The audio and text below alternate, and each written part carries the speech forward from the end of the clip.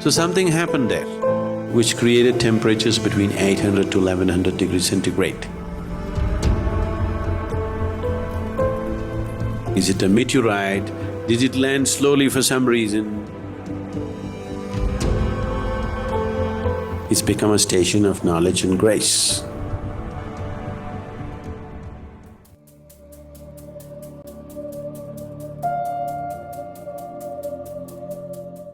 In ancient India, there were many yogis and mystics who came to know about life energies in much deeper way than normal people.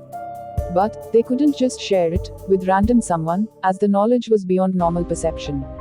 So, they searched for some disciple, but not all gurus found his right student. And then, they chose rocks to deposit their knowledge in energy form. From thousands of years, many enlightened beings visit Mount Kailash to deposit their knowledge in energy form. This made the mountain a huge library of the sadhus. Kailash is a mountain with many unexplored secrets. This mountain protected itself from mankind for many thousands of years. Until now, no mountaineer has achieved the glory of conquering it. Let us know about this mystical mountain in Sadhguru's words.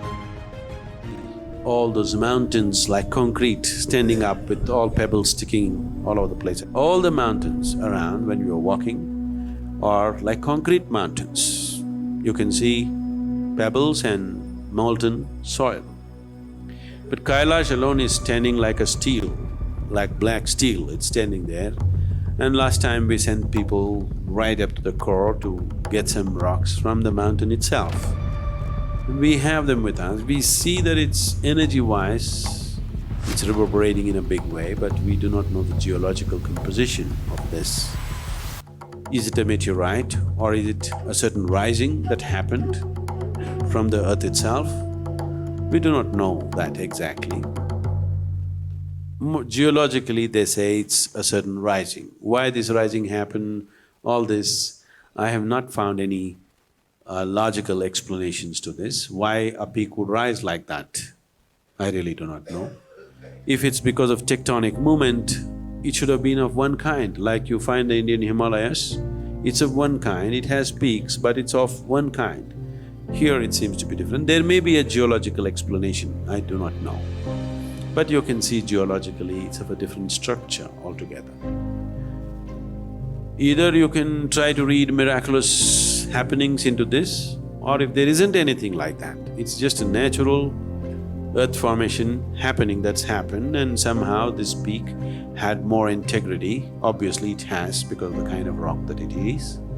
So Shiva and other yogis chose this place because this was a good place. That could be the most sensible explanation. Or there could be some other crazy happening because there's a crazy lake next door.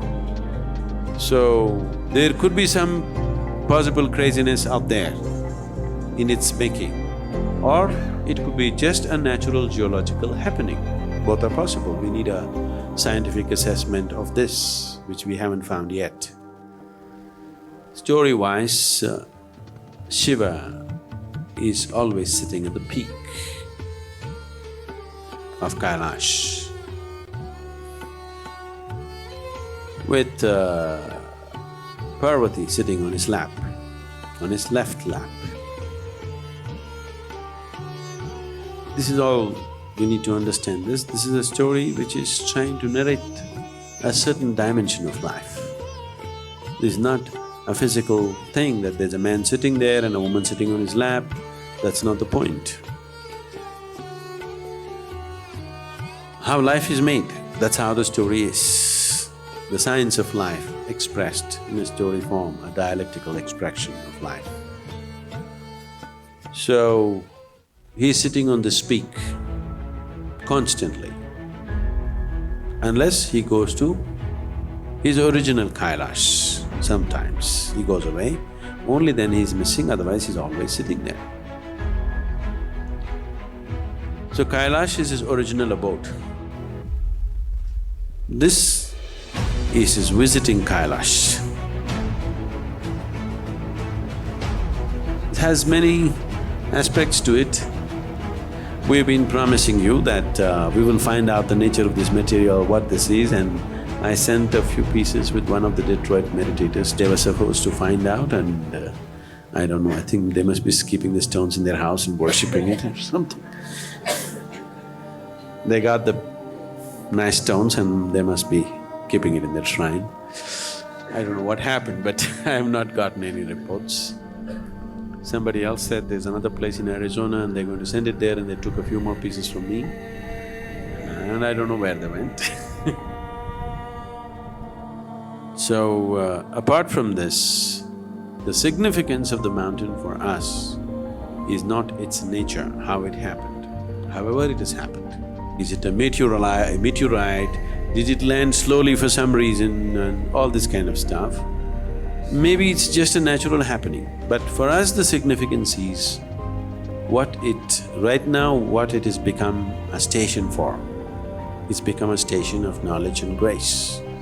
That's all that matters to us. According to expedition conducted by Russian scientists, led by Professor Mudashava, the top of Mount Kailash is actually a giant man-made pyramid from ancient times, almost similar to those pyramids located at Egypt.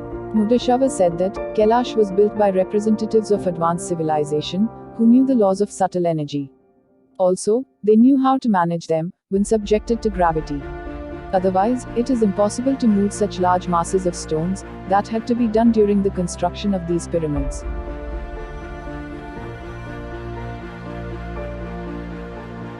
According to Hinduism, Kailash is the abode of Lord Shiva. Shiva is also known as the Adiyogi, or the first yogi of this land. Kailash is in fact not a physical home where Shiva lives, but it is an abode of his energies.